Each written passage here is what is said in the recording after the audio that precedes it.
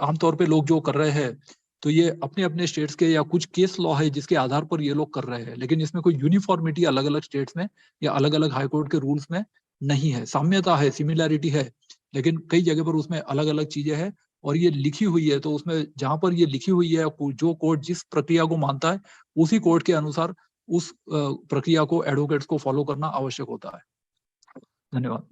Doctor साहब, court संबंधी कामों के अलावा बाकी हम्म। पब्लिक डॉक्यूमेंट को भी एविडेंस एक्ट की धारा 76 के तहत ले सकते हैं कि नहीं?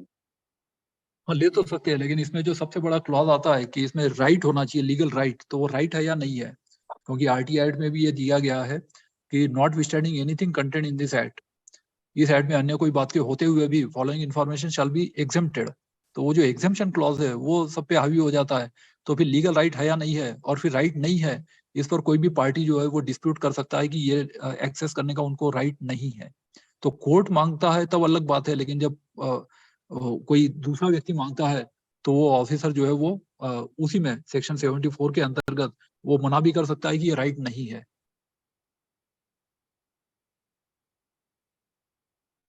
और फिर उसको चैलेंज, फिर उसके में कोर्ट का निर्णय होगा। क्योंकि इसमें फिर जो ज्यूरिडिक्शन होता है कि कुछ लोग जैसे सूचना आयोग में जाते हैं तो वहां पर सेक्शन 23 लागू हो जाता है, कंज्यूमर में आता है तो फिर वो बायर सेलर रिलेशनशिप एस्टैब्लिश करना पड़ता है।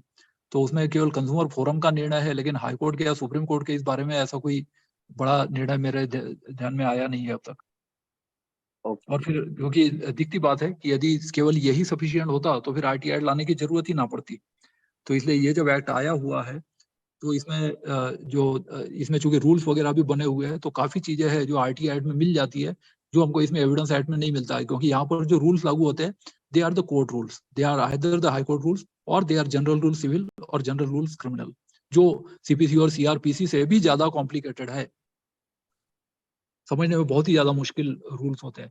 इवन जैसे पेपर बुक कैसे बनाना, स्पेसिंग कितनी है, फॉन्ट कितना है, मार्जिन कितना है, कौन से साइज का कागज है, छोटी छोटी चीजें उसमें लिखी होती है। तो जो पेपर बुक बनाते हैं उनको पता है कि इंडेक्स कैसे बनाना है। तो छोटी छोटी बात में फिर वो रजिस्ट्री वाले भी उसमें ऑब्जेक्शन लगाते हैं, और ये सब पूरी प्रक्रिया फॉलो करना, तो ये जो प्रैक्टिसिंग एडवोकेट होते हैं वही उसको ज्यादा अच्छी तरह से फॉलो कर सकते हैं। आम पब्लिक के लिए तो ये इवन एक्सेस करना, क्योंकि कई लोगों को तो ये नॉलेज ही नहीं होता है कि ऐसे कोई रूल्स भी होते हैं, लेकिन हाँ जजेस फॉलो करते हैं इसको, क्योंकि उनके लिए कंपलसरी होता है इसको, रूल्स अपने अपने हाई कोर्ट के बनाए हुए जनरल रूल सिविल और जनरल रूल्स क्रिमिनल को फॉलो करना। उत्तर प्रदेश का मुझे थोड़ा पता है, क्योंकि वहां मेरा थोड़ा प्रैक्टिस का एक्सपीरियंस है, तो वहां मैंने ये रूल्स लिए थे।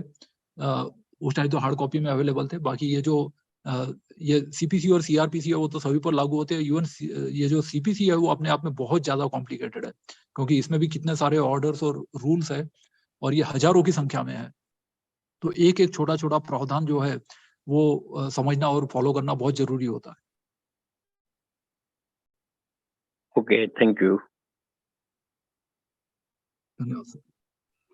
सर, इसी में मेरा एक क्वेश्चन है कि जिस प्रकार से एक्ट जो 76 के तहत जो जानकारी ली जाती है, जो नए एक्ट बना है, क्या उसमें टाइम ड्यूरेशन का और फीस का कुछ उल्लेख किया गया है क्या? नहीं, कुछ भी नहीं है। वही मैं बता रहा था कि रूल ऐसा कुछ भी इसमें उल्लेख नहीं है। जो भी चीज आपको उल्लेख मिलेगा ये आपको केवल जो जनरल रूल सिविल या हाईकोर्ट रूल है उसी में मिल सकता है,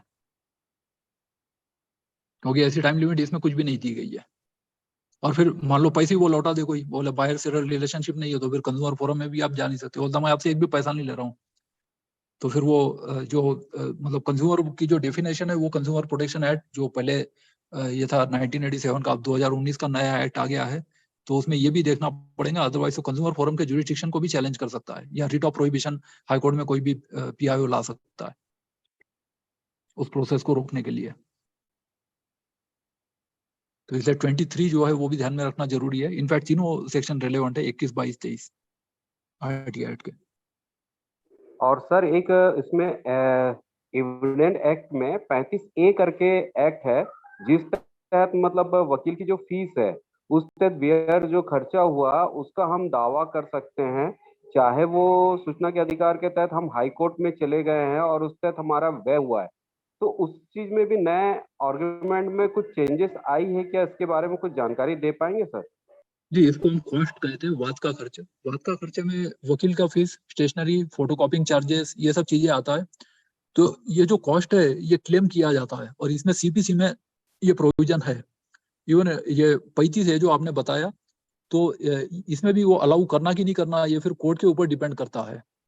तो ये वाद का जो खर्च है उसको कॉस्ट कहते हैं, और ये कॉस्ट किस पार्टी पे इम्पोज करना है। कोर्ट को जब ऐसा लगता है कि मतलब कोई कोर्ट का टाइम वेस्ट करने के लिए आया है, तो कई बार हाई कोर्ट, सुप्रीम कोर्ट भी पिटिशन करने वाले पर ही कॉस्ट इम्पोज कर देते हैं। या फिर कई बार उनको लगता है कि अननेसेसरी इसको कोर्ट तक दौड़ के आना पड़ा, तो इसमें अपोजिट पार्टी पर भी कॉस्ट लगा देते हैं कि इस पार्टी के वकील का खर्चा वो पार्टी दे। इस तरह के कोर्ट कॉस्ट इम्पोज कर सकता है। तो ये सीपीसी का प्रावधान प्लस ये जो है एविडेंस एक्ट, तो उसके मुताबिक ये हो सकता है। केस टू केस बेसिस पर ये कोर्ट अपना तय करता है। हाई कोर्ट, सुप्रीम कोर्ट के भी बहुत वाइड पावर्स है इसमें संविधान के तहत।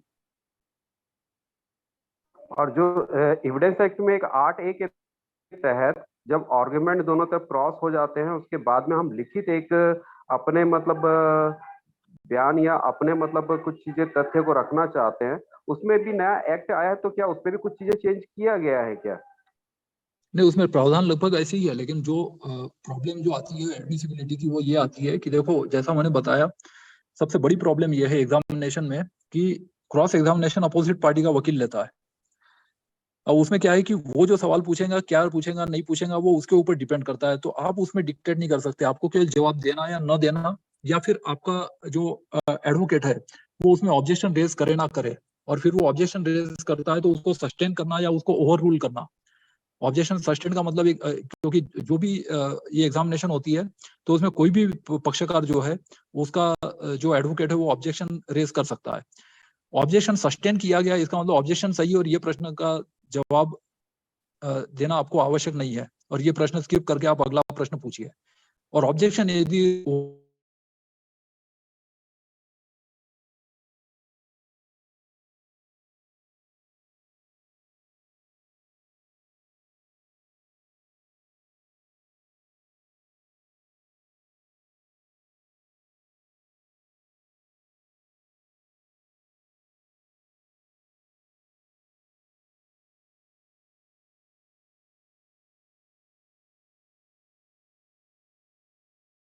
किया गया है उसके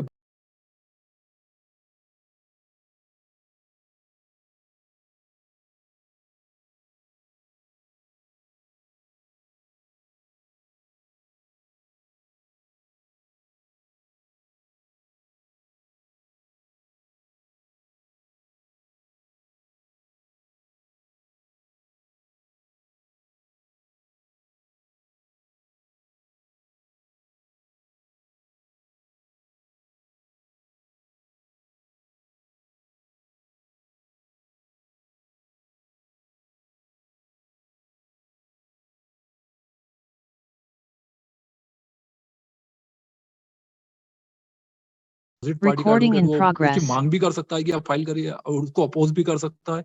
कोर्ट भी आपको अपोज कर सकता है, कोर्ट आपको कंपल्शन भी कर सकता है कि आपको जवाब देना पड़ेगा।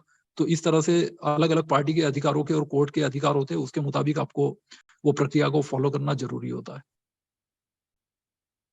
Thank you sir. Thank you sir, आपके बात से बहुत आपने बहुत अच्छे डिटेल में भी सारी चीजों को क्लियर किए।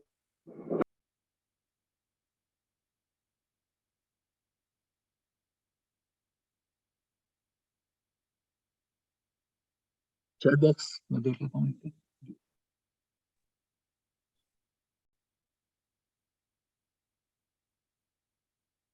चैट बॉक्स में जो कमेंट्स है,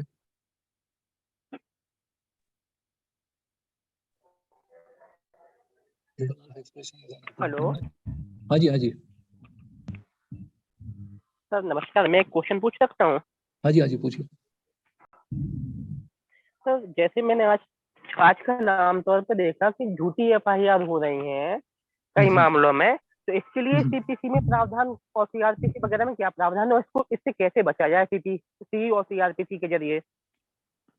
हाँ जी, इसमें सीआरपीसी में 182 है झूठी एफआईआर फाइल करना।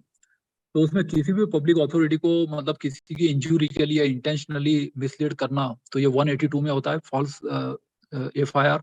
इवन जो फॉल्स इम्प्रिजनमेंट है ये पनिशेबल है। इवन क्रिमिनल प्रोसिक्यूशन किसी के खिलाफ झूठा लॉन्च करना कोर्ट में,